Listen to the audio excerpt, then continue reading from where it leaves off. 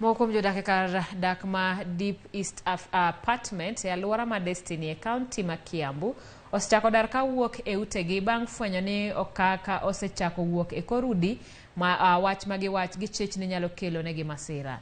Jodago wacho ni ne gichako neno ka kor udi go ni kod okak dwe achiel mokalo, okak mosebedo ka medore kaka ndalo medo suda. Obila kod jogedo maya e tend county ma Kiambu notimo limbe utego kama ne gitimo e nonro margi bang'e ne giwacho ni okakgo ok nyal kelo masira kendo onge tiende oganda go dar wuog e utego.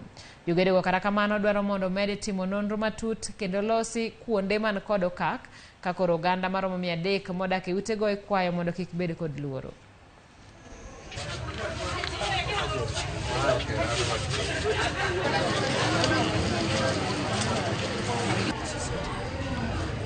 Kwa mtu waishi hapa hata wao wa witness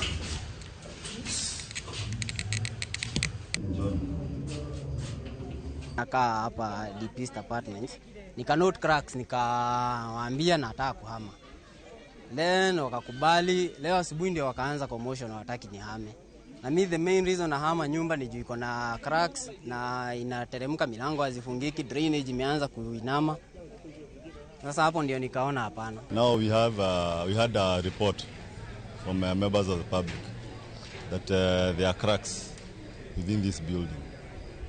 So he came to confirm, and our work is to save lives and to protect also the lives of the residents.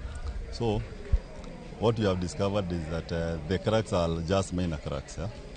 They are mostly on the walls, and they don't affect any structural element, like the columns and the beams.